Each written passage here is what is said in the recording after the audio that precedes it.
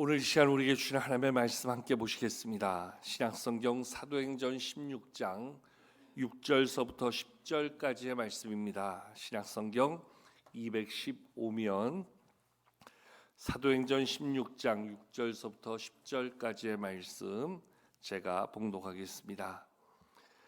성령이 아시아에서 말씀을 전하지 못하게 하시거늘 그들이 부르기아와 갈라디아 땅으로 다녀가 무시 앞에 이르러 비두니아로 가고자 있으되 예수의 영이 허락하지 아니하시는지라. 무시아를 지나 드로아로 내려갔는데 밤에 환상이 바울에게 보이니 마게도냐 사람 하나가 서서 그에게 청하여 이르되 마게도냐로 건너와서 우리를 도우라 하거늘 바울이 그 환상을 보았을 때 우리가 곧 마게도냐로 떠나기를 힘쓰니 이는 하나님이 저 사람들에게 복음을 전하라고 우리를 부르신 줄을 인정함이로라. 살다 보면 우리의 삶에는 예상치 않은 일들이 벌어지게 됩니다. 그 예상치 않은 일들로 인해서 낙심하게 되는데 그러한 순간마다 우리에게 새 길을 열어주시는 하나님의 은혜를 경험할 때 우리는 새로운 하나님의 인도하심을 만나게 되고 그 인도하심 가운데 새로운 삶의 축복을 다시금 경험하게 되는 은혜를 누리게 되어지는 그러한 경험을 하게 됩니다. 미국 남부의 엘리바마주 엔터프라이즈라는 도시가 있습니다. 원래 이 도시에는 목화 농장을 크게 짓고 목화로 아주 유명한 도시였는데요.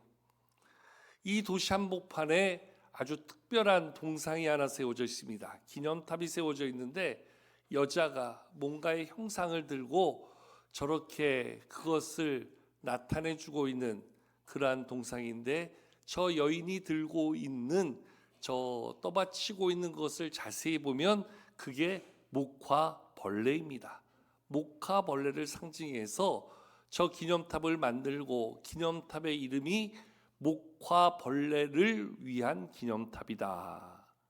말 그대로 목화벌레를 아주 우리가 존중한다 하는 의미로 저 마을 한복판에 저러한 도시 한복판에 저 기념탑을 만들어 놨다 그래요. 왜 저런 기념탑을 만들어 놓았는가 보니까 1895년도에 벌써 100년도 더 된 일이지요. 저 마을이 목화 사업으로 아주 크게 돈을 벌고 목화로 유명한 삶을 살고 있던 그러한 도시였는데 어느 날 목화벌레가 때로 날라와서 한 해 농사를 완전히 망하게 한 겁니다.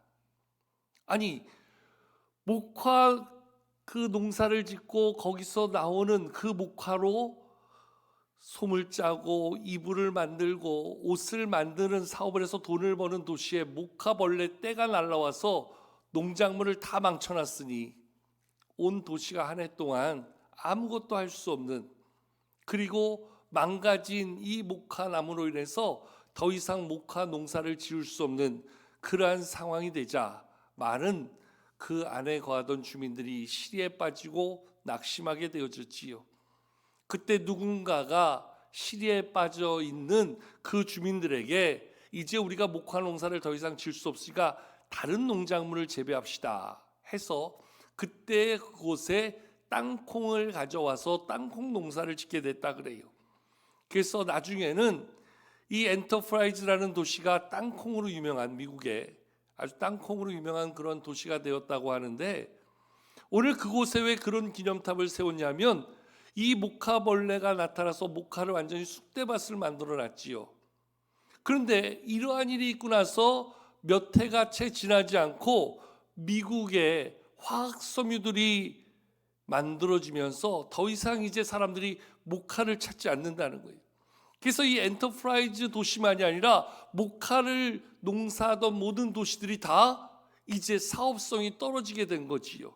근데 여기는 목화벌레떼로 인해서 미리 망하게 되니까 빨리 다른 대체 농물로 땅콩을 재배할 수 있는 기회를 만들게 된 거지요.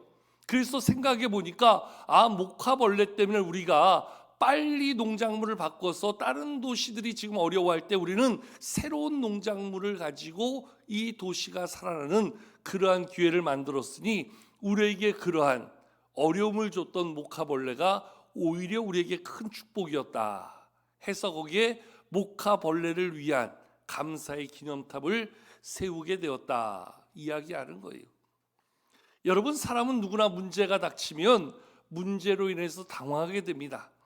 내가 계획했던 것, 내가 걸어가고자 했던 길이 막혀지고 다른 길을 찾아야 될 때 우리는 난감한 상황에 빠져들게 되지요. 어떻게 하면 좋을까? 어디로 가야 할까? 당황하게 되는데 오늘 그러한 상황 속에서 우리는 언제나 우리의 새 길을 열어가시는 하나님을 경험하게 되고 그 하나님으로 인해서 오히려 더 나은 삶을 경험하게 되는 하나님의 감추인 축복을 경험하게 될 때가 한두 번이 아니었음을 지나온 시간을 통해서도 발견해 볼 수 있지요. 여러분, 살아오면서 내가 정한 대로 이제까지 다 됐나요? 내가 계획하고 뜻한 바대로 살 수 있었나요?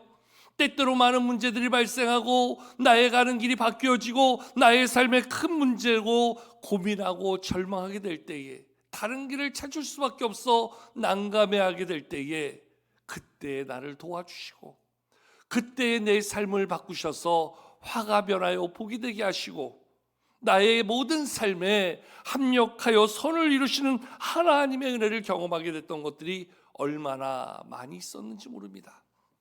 오늘 본문에 나오는 그 사도 바울의 삶이 그러한 모습을 보여주고 있는데요.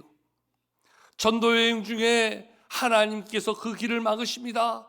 그리고 하나님이 그에게 주는 환상을 통해서 다른 길을 접어들면서 그곳에서 경험했던 하나님의 역사, 하나님의 은혜, 하나님의 새로운 일들을 경험하게 되면서 오늘 바울의 삶이 바뀌어지고 바울 하나를 통해서 놀라운 복음의 역사가 어떻게 변화되어졌는지, 어떠한 변화의 삶을 이루게 되었는지 말씀 오늘 우리 가운데 바로 그것을 보여주고 있는 내용이 오늘 본문의 내용입니다. 오늘 본문의 내용을 이해하기 위해서 잠깐 바울의 전도여행에 대해 살펴보면 사도 바울이 예수님을 만나게 되어지지요. 그리고 그가 하나님의 사도로 자기를 결단하고 준비하는 과정에서 안디옥에 예수 믿는 사람들이 생기게 되었다. 예루살렘에서부터 시작되어진 복음의 역사가 온 유대와 이제 사마리아 지역에 전해져면서 많은 핍박 속에 예수 믿는 사람들이 이방 도처에 흩어져서 오늘 살아가면서 자기들이 갖고 있던 그 신앙을 가지고 그곳에서 믿음의 삶을 살아갈 때 안디옥에도 예수 믿는 사람들이 있다 하는 얘기를 듣고 예루살렘의 사도들이 바나바라는 사람을 택하여 너가 가서 안디옥에서 그들에게 복음을 전하고 거기에 교회를 세우고 하나님의 말씀을 나누는 그러한 목회를 했으면 좋겠다. 그래서 예루살렘 교회에서 바나바를 파송합니다. 안디옥으로 나아가던 바나바가 그때 한 사람을 초청하여 우리 같이 일합시다. 그렇게 해서 부른 사람이 바로 우리가 잘 아는 사도 바울이라는 사람이에요. 그래서 그 바나바와 사울이 마음을 모아서 안디옥에 예수 믿는 사람들과 열심히 그곳에서 목회를 하게 되어지는데요. 어느 날 하나님께서 저들 가운데 감동을 주시면서 야, 너희 가운데서 이제 그 바나바와 이 바울이 이방 지역의 복음을 전하는 자로 세워지고 그들이 이방인을 향한 복음의 사명자로 나아가길 원한다. 그래서 안디옥 교회 성도들이 금식하면서 기도하고 바나바와 사울을 이방 선교사로 파송해서 보내게 되어지지요. 그래서 바울과 바나바가 1차 전도여행을 다녀오게 됩니다. 그 1차 전도여행에 대한 이야기가 사도행전 13장과 14장에 나옵니다. 그리고 나서 예루살렘으로 돌아온 바울과 바나바가 이제 자기들이 이방에 전도한 그 전도의 보고를 올리게 되어지는데 이러한 그 전도의 보고로 인해서 그러면 이방인들에게는 이 율법의 문제를 어떻게 할 것인가, 특별히 유대인들에게 행하던 당시 할례의 문제를 어떻게 할 것인가, 이 문제를 가지고 아주 심각한 논쟁을 벌이게 됩니다. 그때에 야고보가 나서서 여기서 야고보는 예수님의 동생 야고보였습니다. 그 예수님의 동생 야고보가 당시 예루살렘 교회에 상당한 지도력을 가지고 있던 사람이, 우리는 유대인의 전통 가운데 오랫동안 살면서 우리의 조상들이 오던 대로 할례를 행하고 율법을 지키고 살았지만 이방인들은 그것을 모르는 사람들인데 굳이 그들에게까지 할례를 행하게 하고 율법을 지키라 강요할 필요는 없습니다. 하나님의 말씀에 기준하여 살 수 있도록, 복음에 기준하여 살 수 있도록 가르치면 됩니다. 너무 거기에 연연하지 않았으면 좋겠습니다. 단지 그들에게 이것만큼은 꼭 지키게 합시다 해서 4가지의 금지 조항만 가르칠 것을 이야기합니다. 우상의 더러운 것을 먹지 말아라, 음행하지 말아라, 목매어 죽인 것을 가까이 하지 말라, 피를 멀리하라. 이 4가지를 지키게 합시다. 그래서 그렇게 결정을 내리고 이제 바나바와 바울이 안디옥 교회로 돌아옵니다. 그리고 교회에다가 그와 같은 사실을 이야기해주고 1차 전도여행을 돌면서 들렸던 지역에 이와 같은 사실을 알려주기 위해서 우리가 다시 2차 전도여행을 갑시다. 근데 바나바 바울이 그렇게 2차 전도여행을 준비하는 중에 둘이 조금 불편한 관계가 됐어요. 어떤 관계냐면 당시에 바나바의 조카였던 마가 요한, 그 마가를 바나바는 데려갑시다, 자기의 조카니까. 근데 바울은 안 된다는 거예요.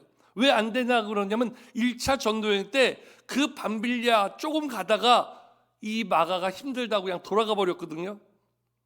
그렇게 복음에 헌신하겠다, 동행하겠다 했던 자가 포기하고 돌아가는데, 그런 사람을 또 언제 무슨 일을 어떠한 변심을 할지 모르는데 어떻게 데려가느냐. 바나바는 데려가자 바울은 안 된다. 그래서 둘이 마음이 나눠지게 됩니다.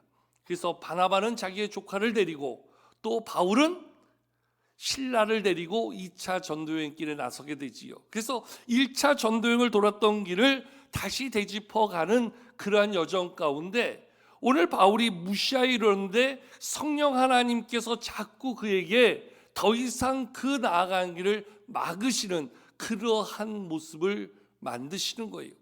성경은 오늘 그거에 대해서 예수의 영이 허락하지 아니하셨다 이렇게 말씀해 주고 있는데요. 바울의 걸음을 막으시고 더 이상 말씀을 전하지 못하도록, 아시아에서 그 말씀을 전하지 못하도록 예수의 영이 허락하지 아니하시는 그러한 한계를 느끼게 되어지는 거지요.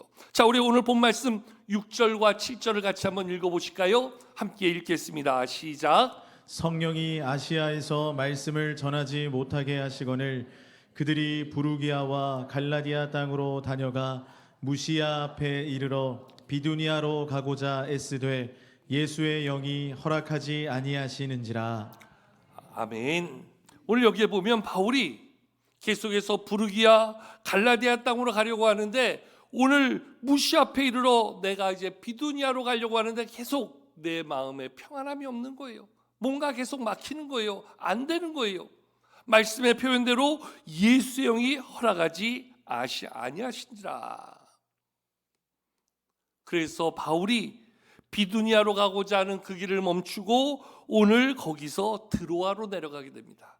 근데 거기서 환상을 보게 되어지는데, 그 환상은 어떤 환상이었냐면 그의 마치 환상 속에 마게도냐 사람, 우리가 말하는 그리스 그 유럽 지역에 있던 사람 하나가 나타나서 와서 우리를 좀 도와달라 애원하고 있는 간절한 그러한 바람을 이야기하고 있는 환상을 꾸게 됩니다.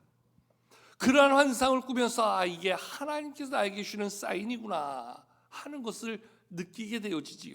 자, 말씀을 이어서 한번 읽어볼까요? 8절과 9절 말씀을 읽겠습니다. 시작. 무시아를 지나 드로아로 내려갔는데 밤에 환상이 바울에게 보이니 마게도냐 사람 하나가 서서 그에게 청하여 이르되 마게도냐로 건너와서 우리를 도우라 하거늘. 아멘. 이어서 우리 10절도 읽겠습니다. 시작. 바울이 그 환상을 보았을 때 우리가 곧 마게도냐로 떠나기를 힘쓰니 이는 하나님이 저 사람들에게 복음을 전하라고 우리를 부르신 줄로 인정함이러라. 아멘. 오늘 바울이 그 환상을 보았을 때에 그 환상은 우리가 곧 마게도냐로 떠나서 거기서 우리에게 복음을 전해라 이야기하는 그러한 하나님의 사인, 하나님의 말씀, 하나님의 인도하심이 그 안에 있구나 하는 것을 깨닫고 인정하게 되었다. 그 환상을 바울은 그렇게 느끼게 되었다는 거지요. 그래서 거기에서 바울은 이제 그 환상에 나오는 대로 마게도냐의 첫성 빌립보로 들어가게 되어지는 장면이 이제 그 뒤에 나오는 본문의 내용이고, 거기서부터 전혀 예상치 못한 바울의 2차 전도여행이 그렇게 1차 전도여행을 지나왔던 길을 가고자 하다가 오늘 무시아에서 드로아에서부터 빌립보로 이어지는 새로운 길로 2차 전도여행이 만들어져 가고 있는 것을 오늘 말씀이 우리 가운데 보여주고 있지요. 한마디로 바울은 그의 걸음을 막으시고 그의 삶을 새롭게 하시는 하나님의 인도하심 앞에, 왜 내 길이 막히지? 왜 내 계획이 멈춰지지? 왜 내 뜻대로 안 되고 내가 정한 바대로 살 수 없지? 이러한 상황으로 낙심하는 자, 절망하는 자, 좌절하는 자가 아니라 거기에서 나를 인도하시는 하나님의 뜻을 깨닫고 그 길에서 나를 인도하시는 하나님의 음성을 들으며 하나님의 인도하심을 따라 나아가게 되었다. 그리고 그 길에서 하나님의 새로운 역사를 경험하고 하나님의 새로운 역사에 동참하는 그러한 사도 바울의 전도의 현장을 말씀은 우리 가운데 보여주고 있습니다. 여러분, 우리의 삶도 마찬가지지요. 이제까지 살아오면서 그랬고 올 한 해도 우리는 우리의 나름의 여러 가지 길들을 계획하시지요. 올 한 해 내가 이렇게 살아야 되겠다, 이러한 목표를 가지고 살아야 되겠다, 이러한 일들을 해봐야 되겠다, 여러 가지 계획과 여러 가지 마음과 여러 가지 정한 삶의 목표들이 있을 겁니다. 그런데 문제는 여러 가지 일들로 인해서 우리의 길이 막히고 우리의 삶이 바뀌어지고 우리의 뜻한 바가 때로는 중단되어지고 포기되어질 만큼 막다른 길에 내몰릴 때가 있다는 거예요. 그렇게 될 때 대다수 많은 사람들이 낙심하게 됩니다. 염려하게 됩니다.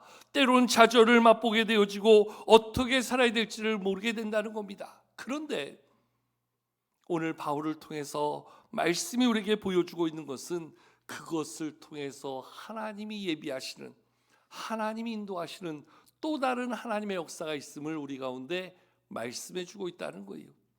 막으시는 것이 우리를 가로막는 것 같고 우리의 길을 멈추게 하는 것 같지만 거기에는 오히려 우리를 때로 보호하시고 우리의 길을 새롭게 열어가시고 우리에게 새로운 삶을 만들어 주시는 하나님의 보이지 않는 계획과 역사심이 우리 가운데 있다는 거지요.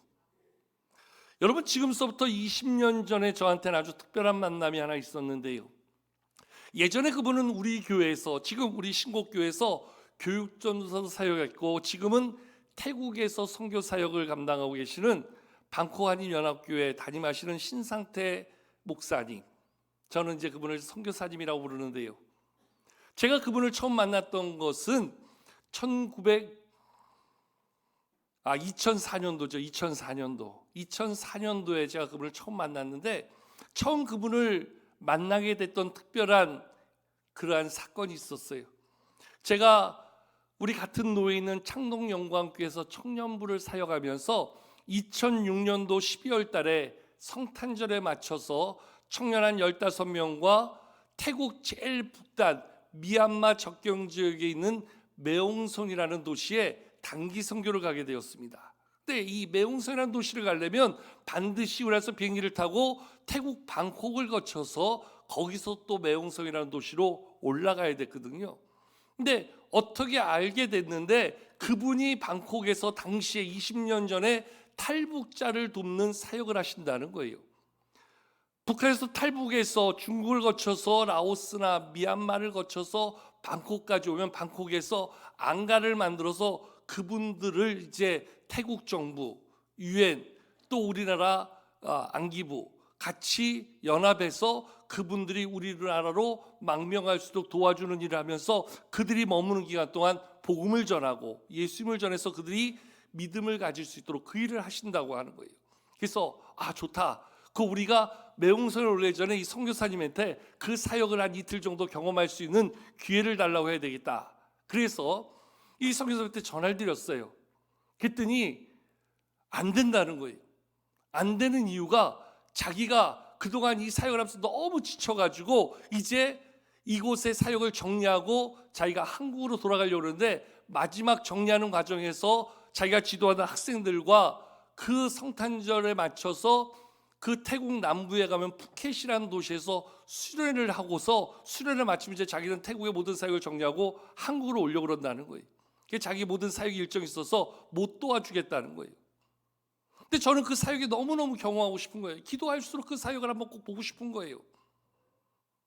그래서 몇 번 전화를 해서 꼭 좀 기회를 달라고 안 된다는 거예요. 근데 나중에 한 일주일인가 지나서 전화가 왔어요. 그때 이제 제가 전사 때니까요. 전사님, 제가 기도하는데요, 자꾸 제 마음에 편안함이 없어지고 뭔가 이 일에 함께해야 되겠다는 마음이 들어서 제가 결심했습니다. 제가 전사에 오시면 그렇게 도와드리고, 제가 정한 그 학생들과의 수련회는 한 주간 미뤄서 왔다 가시면 그 주일날 출발해서 학생들과 시간을 갖고 제가 일정을 좀 늦추는 걸로 하겠습니다. 그래가지고 그 방콕에 가서 수련회를 그 탈북자 사역을 같이 할 수 있는, 처음으로 우리가 말하는 그때 당시에는 이제 북한 사람 그리고 이제 탈북자인데요, 그들을 만날 수 있는, 경험해 볼 수 있는, 교제할 수 있는 기회를 갖게 됐어요.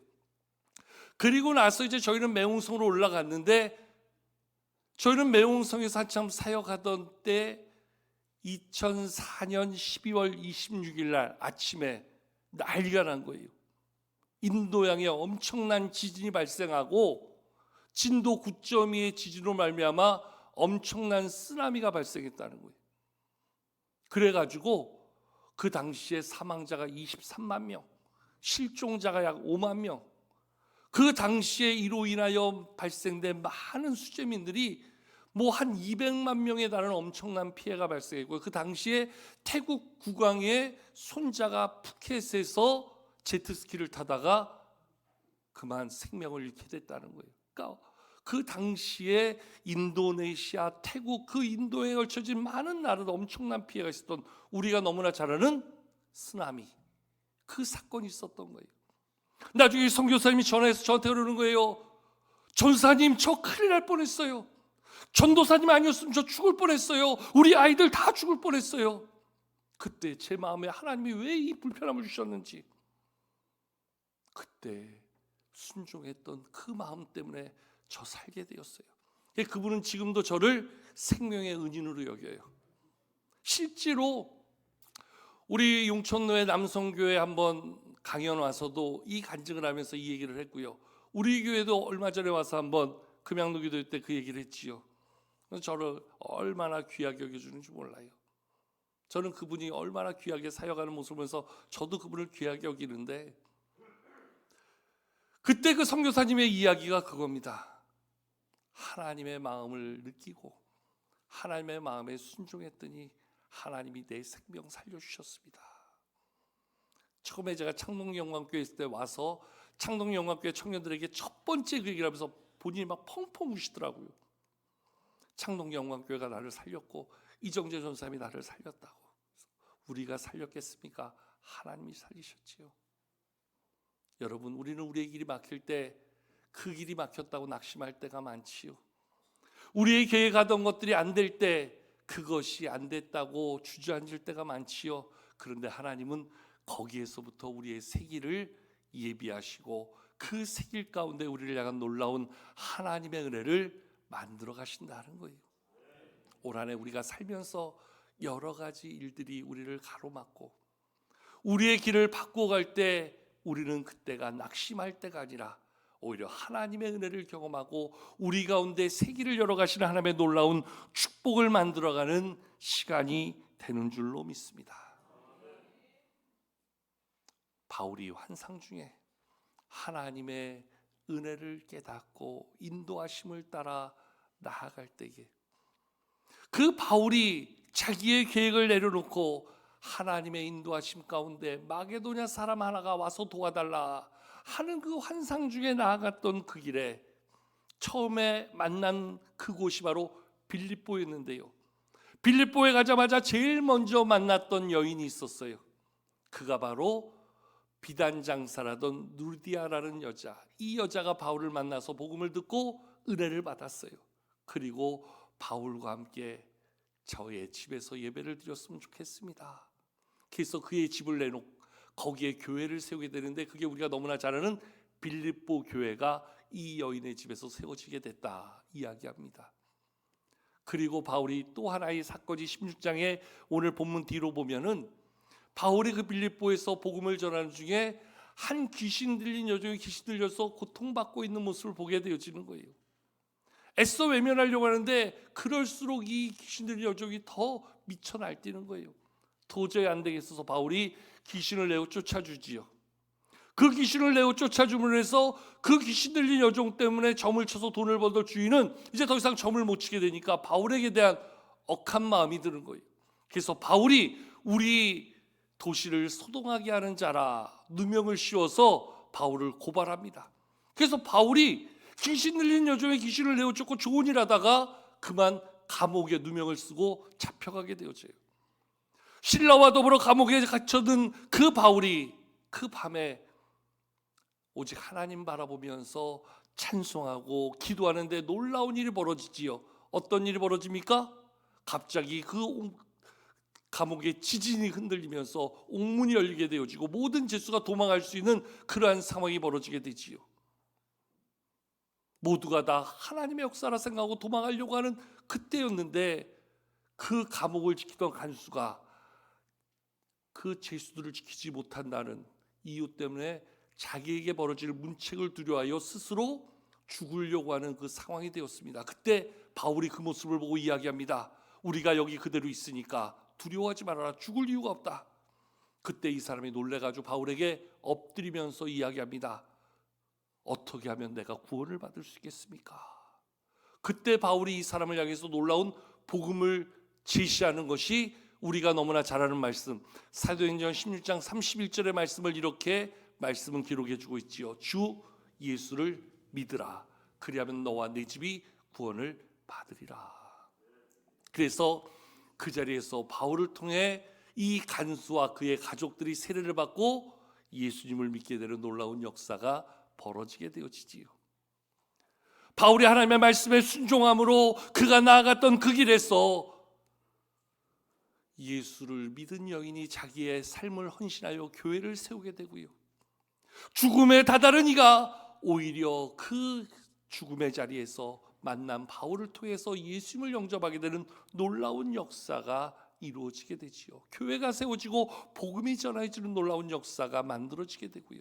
더 나아가 오늘 이러한 사건을 뛰어넘어서 바울이 나간 그 마게도냐를 통해서 유럽 지역이 하나님을 알아가게 되는 놀라운 복음의 물꼬를 열고, 그러한 복음의 역사가 2000년 역사에 오늘 우리에게까지 하나님을 알게 되는 놀라운 복음의 확장을 경험하게 되었다. 많은 역사학자들이 세계 역사를 그렇게 평가해 주고 있지요. 바울에게 들렸던 그 하나님의 감동, 그 환상 중에 들려주셨던 하나님의 인도하심에 바울이 순종할 때에 놀라운 복음의 역사, 놀라운 하나님이 주관하시는 세상 역사가 바뀌어지는 놀라운 일들이 나타나게 되었다 이야기할 수 있지요. 오늘 말씀에 나오는 6절과 7절 말씀대로 성령이 그를 막으시고 예수의 영이 허락하지 않는 상황 속에서 바울은 전도를 위하여 나아가는 자기의 길이 막혔다 생각해서 좌절하고 절망하고 낙심할 수 있을 충분한 이유를 가졌지만, 그에게 환상 중에 말씀하시고 그를 인도하시는 하나님의 뜻을 깨달을 때에 그는 그를 통하여 역사하시는 하나님의 세계를 경험하게 되었고, 그를 통하여 일하시는 하나님의 새로운 역사에 쓰임받는 귀한 삶을 이루게 되었다. 말씀은 이야기해 주고 있는 거예요. 우리의 삶도 마찬가지라는 겁니다.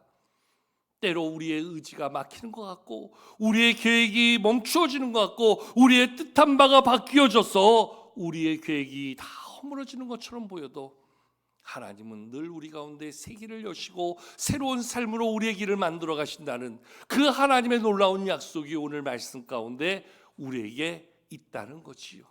중요한 것은 바울이 환상 중에 그에게 보여주시는 하나님의 그 환상을 보면서 깨달았다는 거예요. 하나님께서 나에게 이거를 원하시는구나. 이렇게 하기를 원하시는구나. 하나님의 뜻을 깨달을 수 있는 영적인 민감한 모습을 가지고 있었다는 거예요. 그가 하나님의 이러한 사인을 보면서 깨닫지 못했다면 그저 자기의 고집대로 하려고 했겠지요. 자기의 생각대로 하려고 했겠지요. 왜 오늘 우리도 하나님의 새로운 길 앞에서 여전히 내 길을 고집할까요? 깨닫지 못하기 때문에 그런 거예요. 느끼지 못하기 때문에 그런 거예요. 내게 지금 너 말씀하시는 하나님의 말씀을 듣지 못하기 때문에 그런 거예요. 어떤 분들은 그렇게 이야기할 수 있겠지요. 목사님, 하나님께서 바울에게 환상을 주시듯 나에게도 환상을 보여주시면 나도 순종할 수 있을 것 같거든요. 나에게도 명확히 하나님이 보여주시면 나도 그렇게 할 수 있을 것 같거든요. 근데 하나님 나에게는 환상 안 보여주시더라고요. 여러분, 이 환상은요 2000년 전에 하나님이 사용하시던 방법이었다는 거예요. 물론 지금도 어떤 경우는 특별하게 이렇게 하나님은 환상을 줄 수도 있겠지만, 하나님은 이 시대에 맞게 우리에게 과거 2000년 전에 바울에게 주셨던 환상이 아닌 또 다른 방법을 통해서 여전히 우리에게 말씀하신다는 거예요. 우리에게 말씀하시는 또 다른 방법들이 있다는 거예요. 어떤 방법인 줄 아세요? 첫 번째는요, 오늘 우리에게 주신 이 말씀을 통해서 하나님은 말씀하신다는 거예요. 성경을 통해서 우리는 하나님의 뜻을 깨달을 수 있도록 이미 하나님은 이 말씀을 주셨다는 거예요. 말씀을 듣고 읽으며 말씀을 배우며 말씀 속에서 우리에게 교훈하시는, 오늘도 우리에게 말씀하시는, 오늘도 내가 원하고 바라는 삶을 하나님은 인도하심을 말씀을 통해서 교훈하신다는 거예요. 두 번째는요, 우리가 기도할 때마다 늘 우리의 마음에 감동을 주시는 하나님의 뜻이 있어요. 내 삶을 어떻게 살아야 될 것인지, 내가 무엇을 해야 될 것인지, 내가 하나님의 교회를 위해서 어떠한 헌신을 감당하며 내가 어떠한 사역을 위해서 나 자신을 드려야 될지 기도하면서 느끼게 되거든요. 하나님은 우리에게 그렇게 말씀하신다는 거예요. 우리의 기도를 통해서 말씀하신다는 거지요. 세 번째는요, 우리 주변에 있는 사람들을 통해서 하나님은 자연스럽게 우리에게 말씀하세요. 예를 들면 목사인 저를 통해서, 때로는 우리 가족장님들을 통해서, 때로는 셀자님들을 통해서, 때로는 함께하는 주변의 사람들을 통해서 자연스럽게 하나님이 그를 자신의 입을 삼아서 권면하시고 옆에서 충고하시고 말씀하신다는 거예요. 하나님이 이렇게 하시는 걸 기뻐하시는 것 같은데, 하나님이 당신에게 이렇게 헌신하라고 하시는 것 같은데, 하나님이 당신에게 이러한 삶을 요구하시는데, 우리의 시간과 물질과 은사를 어떻게 써야 될지를 목사님을 통해서 말씀하시고, 우리의 시간을 들여서, 우리의 물질을 들여서, 우리의 은사를 들여서 하나님이 이러한 삶을 원하시는데, 오늘도 주변의 사람들을 통해서 말씀하신다는 거예요. 또 다른 방법, 네 번째로는 우리의 환경을 통해서 하나님이 그 일을 그렇게 만들어 가시는 거예요. 우리의 환경이 때로 막히고, 우리의 상황이 막다른 길에서 때로는 다른 길을 찾게 하시고, 그럴 때마다 우리는 하나님의 사인을 느끼는데요. 여러분, 이게 하나님의 사인인가 내 생각인가, 그걸 구분하는 법을 알려드릴게요.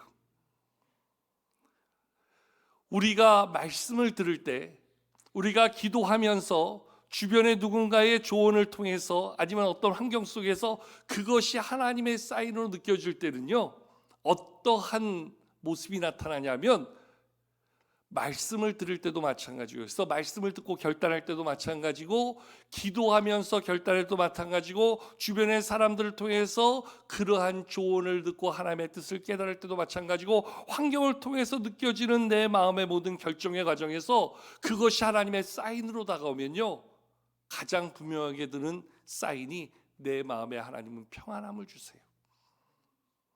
아까도 앞서 말씀드렸지만 예수의 영이 허락하지 아니하신다, 성령이 막으신다, 이 모습 속에서 내게 느껴지는 것은 사실 불편함이거든요. 내가 계획했던 것들이 막히면서 왜 안 되지 하는 불편함이 다가오는데요, 하나님의 인도하심이 내 안에 다가올 때는 그것이 내 안에 평안함으로 다가와요. 그러한 마음이 느껴질 때에, 아, 이게 하나님의 뜻이었구나, 그 생각을 갖고 그러한 모습에 내가 그렇게 해야 되겠다, 내 시간을 드리고 내 물질을 드리고 내 은사를 들여서 내가 이러한 일을 헌신하고 이러한 길에 순종했다 하는 순간, 거기에는 어떠한 수고가 들어도 어떠한 희생이 들어도 그것이 내 평안함으로 다가와요. 아, 그때 느끼는 거지요. 하나님의 사인이구나, 하나님의 말씀이구나, 하나님의 인도하심이구나. 바울이 그 길에 순종할 때 그를 통해서 하나님의 교회가 세워졌습니다. 하나님의 놀라운 복음의 확장이 이루어졌습니다. 놀라운 복음의 역사가 시대를 바꾸는 놀라운 일들로 만들어지게 되었습니다.